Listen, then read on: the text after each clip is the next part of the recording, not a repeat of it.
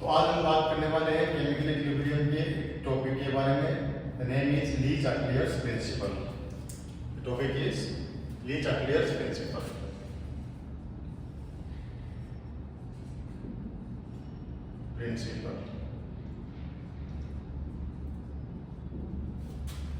क्या कहता है ली-चाक्लियर्स प्रिंसिपल कि इक्विलिब्रियम स्टैब्लिश होने के बाद में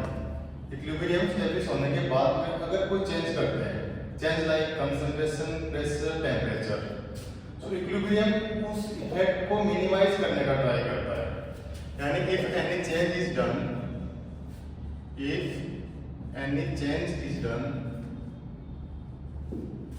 at equilibrium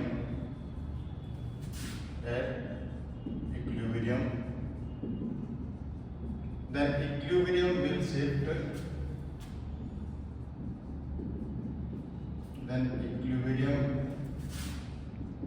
will shift in the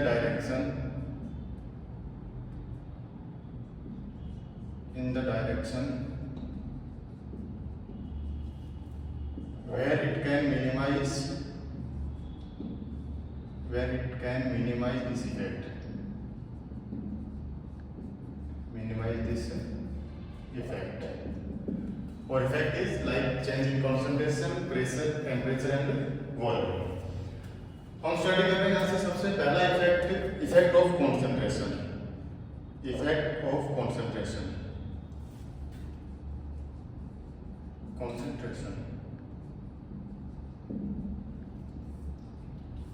तो मैं यहाँ पे एक रिएक्शन कंसीडर कर रहा हूँ at equilibrium. The reaction is A equilibrium B. Here A is reactant and B is product. अगर अपन चेंज कर रहे हैं, फर्स्ट इफेक्ट क्या किया अपन ने? अगर इफेक्ट यहाँ पे कर रहे हैं, रिएक्टेंट की कंसंट्रेशन को चेंज कर रहे हैं, यानी concentration of reactant is increase. तो इक्विलिब्रियम क्या ट्राई करेगा? इक्विलिब्रियम ट्राई करेगा रिएक्टेंट की कंसंट्रेशन को डिक्रीज करने के लिए. और रिएक्टेंट की कंसंट्रेशन डिक्रीज कब होगी? तब रिएक्शन आगे बढ़ेगी, यानी ज्यादा से ज्यादा रिएक्टेंट टूट के प्रोडक्ट बनाएंगे, तो रिएक्शन फॉरवर्ड डायरेक्शन में शिफ्ट होगी, फॉरवर्ड डायरेक्शन. और सेम अगर रिएक्टेंट की कंसंट्रेशन को डिक्रीज करते हैं, यानी concentration of reactant is decreases, then equilibrium क्या ट्राई करेगा कि रिएक्टेंट की कंसंट्रेशन को इंक्रीज करें. तो इंक्रीज कब होगी? जब रिएक्शन बैकवर्ड डायरेक्शन में आएगी. Reaction backward direction. Same effect as product concentration. The product is B. If concentration of product increases, यानी increase हो गई product की concentration, तो equilibrium क्या ट्राई करेगा कि product की concentration को decrease करे. और product की concentration decrease कब होगी? जब ज्यादा से ज्यादा product convert होगा reactant में, तो reaction आएगी backward direction में, यानी reaction go in backward direction. और same as product concentration decrease, then reaction is going in forward direction.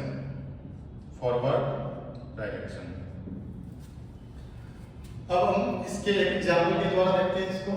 The example is, for example here N2 plus 3H2 and 2NH3. All are in gaseous phase. अब यहाँ पे reactant है N2 plus 3H2 and product is 2NH3. अब मैं पूछूं अगर N2 यानी reactant की कंसंट्रेशन को इंक्रीज किया जाता है, concentration of N2 is increases, then reaction is shifted in forward direction. क्योंकि यहाँ पे इसकी कंसंट्रेशन इंक्रीज हो गई और इक्विलिब्रियम क्या ट्राई करेगा? इसकी कंसंट्रेशन को डिक्रीज करने का. तो जितना ज्यादा N2 कन्वर्ट होगा प्रोडक्ट में, उतनी ज्यादा कंसंट्रेशन डिक्रीज होगी. अगर मैं आपको पूछूं NH3 concentration increases, concentration of NH3 increase, यानी प्रोडक्ट कंसंट्रेशन इंक्रीज हुआ है, तो इक्विलिब्रियम क्या ट्राई करेगा? यहाँ पे इसकी कंसंट्रेशन को डिक्रीज कर देगा. और कंसंट्रेशन ऑफ NH3 डिक्रीज कब होगा? तब रिएक्शन बैकवर्ड शिफ्ट होगी, यानी reaction is shifted backward direction. अब बात करते हैं, अगर रिएक्शन के अंदर, यानी यह रिएक्शन है gaseous phase, all are in gaseous phase. अगर कोई solid component given हो, solid component given हो, तो concentration of solid component is not affected. यानी फॉर एग्जांपल अगर कोई इक्वेशन है CaCO3 ये solid phase and CaO plus CO2 solid and gas, क्यों नहीं इफेक्ट करती? क्योंकि अपन इक्विलिब्रियम में सॉलिड की कंसंट्रेशन को यूनिटी मानते हैं, यानी 1 कंसीडर करते हैं। तो अगर यहाँ पे मैं पूछूं कि concentration of CaCO3 increases, CaCO3 increases, then at equilibrium no effect, no effect. If concentration of CaO is increase or decrease, then also no effect. So this is the effect of concentration. Next effect is effect of volume.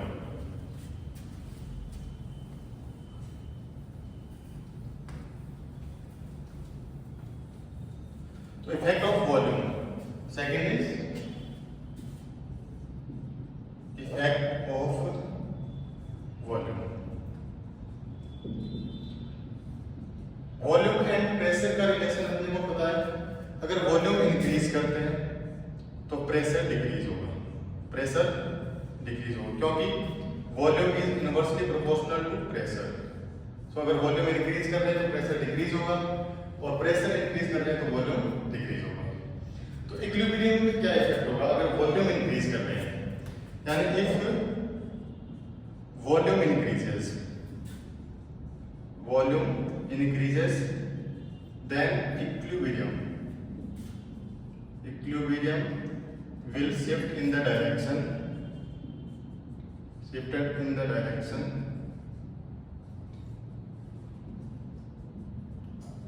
where moles increases.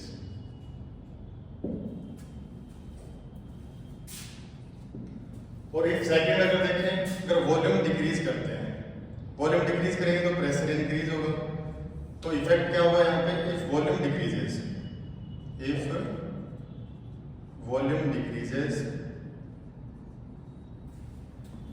then equilibrium will shifted in the direction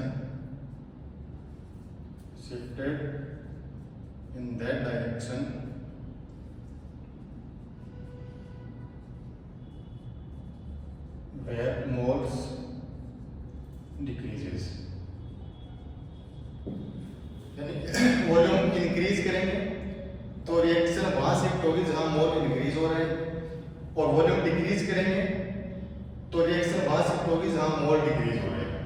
इस reaction को या effect को समझने के लिए हम यहाँ पे 3 इक्वेशन कंसीडर करते हैं, यानी डेल्टा Ng के अकॉर्डिंग इसको कंसीडर करते हैं, समझते हैं। यानी case first, the case first is delta Ng is equal to 0. Second is delta Ng greater than 0, and third is case third delta Ng less than 0. तो फर्स्ट केस में delta Ng is equal to 0। यहाँ पे अगर कोई reaction consider करता हूँ मैं H2 plus I2 in gaseous phase plus I2 in equilibrium 2HI। तो सबसे पहले इसके लिए डेल्टा Ng की वैल्यू कैलकुलेट करते हैं। डेल्टा Ng इसके इक्वल होता है stoichiometric coefficient of product minus stoichiometric coefficient of reactant.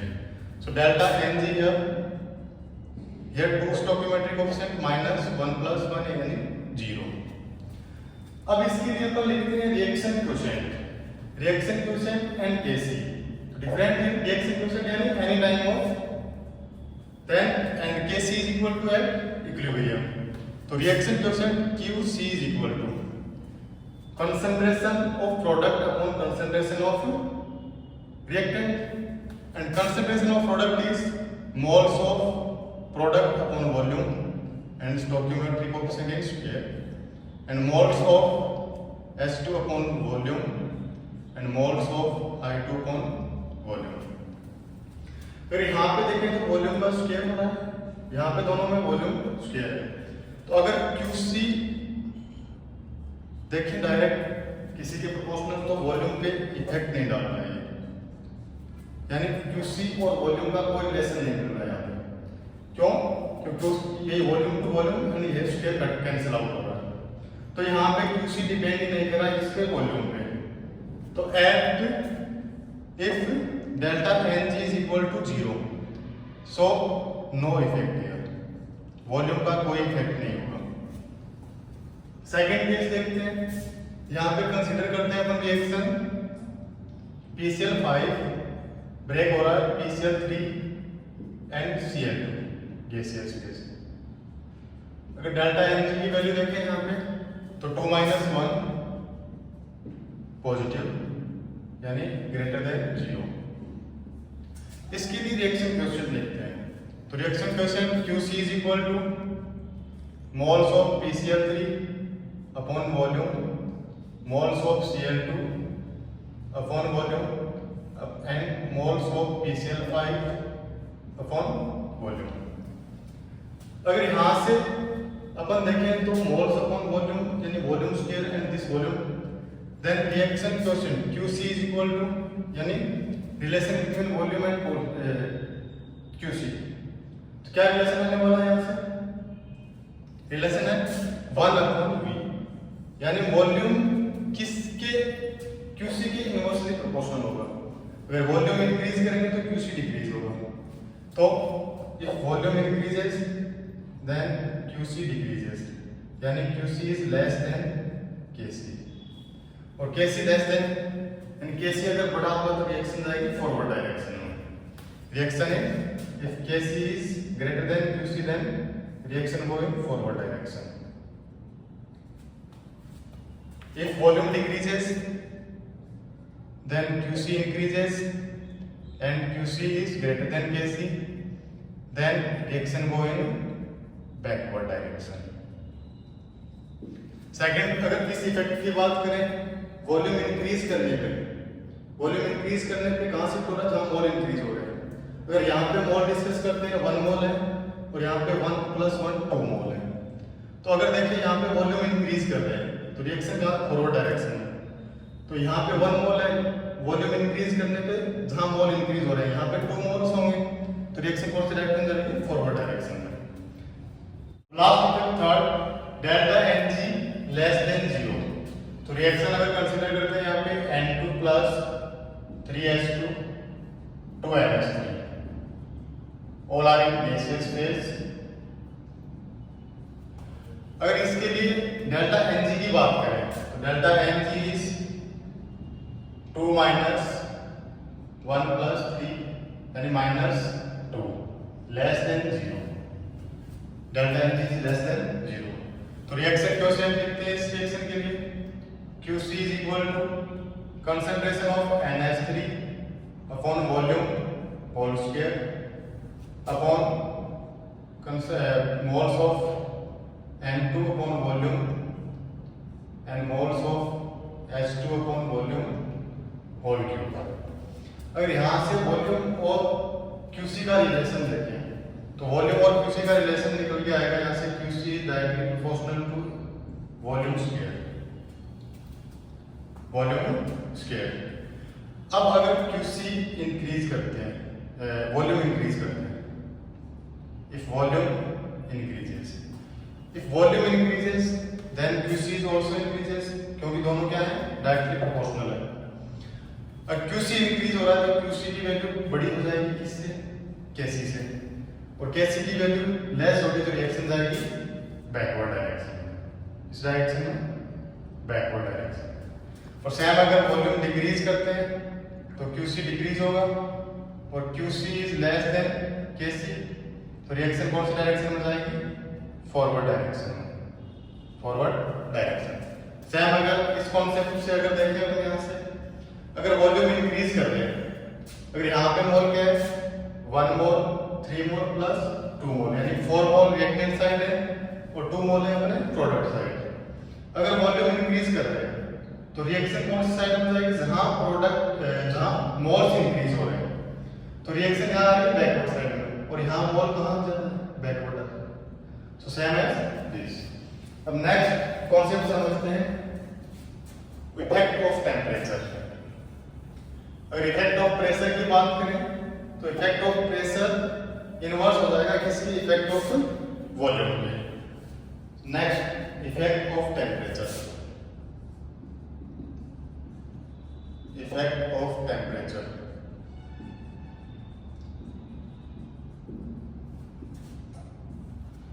Temperature की इफेक्ट में रिएक्शन 2 टाइप्स की होती हैं, first endothermic reaction and exothermic reaction. तो यहाँ पे फर्स्ट कंसीडर कर रहे हैं endothermic reaction. Endothermic reaction, endothermic reaction के लिए delta H is equal to positive, यानी कोई भी रिएक्शन के लिए एनर्जी रिक्वायर्ड होती है यहाँ पे। और सेकेंड रिएक्शन है एक्सोथर्मिक रिएक्शन। एक्सोथर्मिक रिएक्शन यानी delta H is equal to negative. Reaction, in this reaction energy is released, यानी for example here A plus heat is required and then heat and product formation। and यहाँ पे अगर बात करें A then product formation and heat is release। अगर यहाँ पे heat required है, अगर टेम्परेचर अपन ने इंक्रीज किया यहाँ पे एंडोथर्मिक रिएक्शन में, टेम्परेचर इंक्रीज करेंगे क्योंकि हीट इसको रिक्वायर्ड है तो क्या इंक्रीज होगा, इक्विलिब्रियम कांस्टेंट। सो रिएक्शन जाएगी फॉरवर्ड डायरेक्शन में, फॉरवर्ड डायरेक्शन। और टेम्परेचर डिक्रीज कर रहे हैं तो क्या डिक्रीज होगा एंड रिएक्शन आएगी बैकवर्ड डायरेक्शन में। किस डायरेक्शन में, बैकवर्ड डायरेक्शन में। सेम अगर यहाँ पे इफेक्ट देखें, यहाँ पे तो हीट रिलीज हो रही है तो यहाँ पे टेम्परेचर इंक्रीज कर रहे हैं, तो टेम्परेचर इंक्रीज करने पे यहाँ पे पहले से हीट निकल रही है तो क्या डिक्रीज होगा, और क्या डिक्रीज होगा तो रिएक्शन जाएगी बैकवर्ड डायरेक्शन में। और टेम्परेचर डिक्रीज करने पर क्या इंक्रीज होगा, रिएक्शन जाएगी फॉरवर्ड डायरेक्शन में, रिएक्शन गोइंग फॉरवर्ड डायरेक्शन। अब टेम्परेचर के इफेक्ट को अच्छे से पढ़ने के लिए हम एक इक्वेशन के अकॉर्डिंग पूरे इफेक्ट को देखते हैं, और इक्वेशन का नेम है one top equation.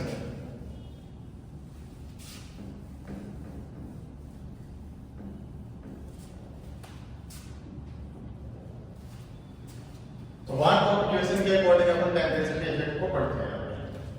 One top equation is log K2 upon K1 is equal to delta H upon 2.303 R 1 upon T1 minus 1 upon T2.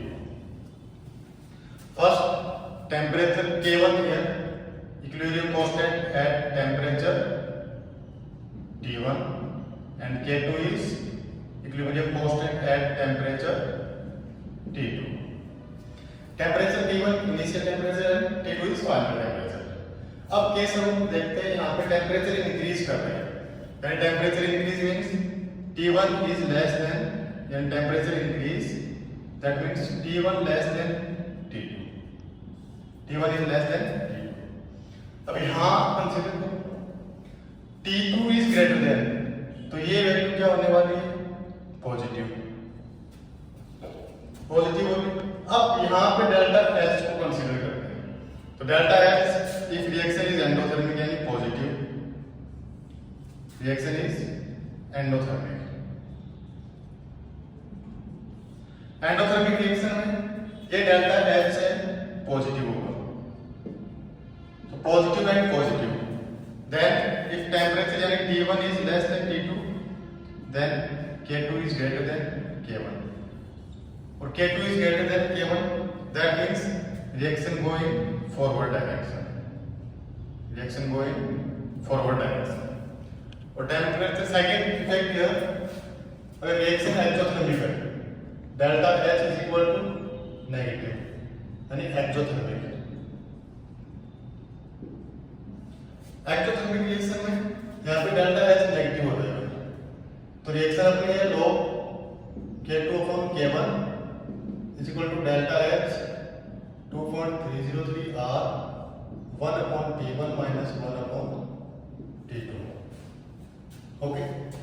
अब in this reaction delta H is negative, तो ये negative value effect करेगी यहाँ पे। तो अगर temperature increase करते हैं तो यानी T1 is less than T2, T2 greater than T1। अगर ये वैल्यू T2 ग्रेटर देन होगा तो ये वैल्यू आने वाली है अपनी पॉजिटिव, और अगर ये वैल्यू पॉजिटिव होगी और डेल्टा एच यहाँ पे नेगेटिव है तो ये वैल्यू नेगेटिव हो जाएगी, यानी K2 is less then K1 का टेम्परेचर इंक्रीज करने पर। और K2 लेस देन K1 होगा तो रिएक्शन जाएगी बैकवर्ड डायरेक्शन में। कौन सी डायरेक्शन में? बैकवर्ड डायरेक्शन में। और अगर टेम्परेचर डिक्रीज करेंगे तो रिएक्शन जाएगी फॉरवर्ड डायरेक्शन में, फॉरवर्ड डायरेक्शन में।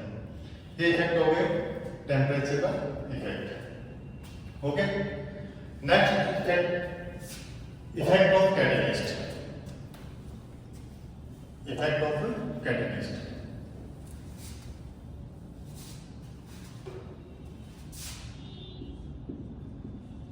Effect of catalyst. Catalyst reaction को इफेक्ट नहीं करता या इक्विलिब्रियम को इफेक्ट नहीं करेगा।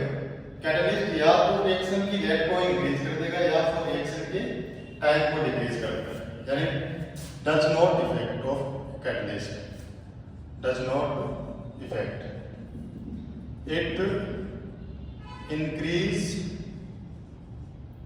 rate of reaction, rate of reaction, या it decrease time for the reaction।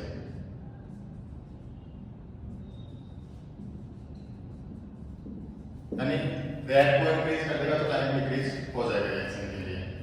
Okay.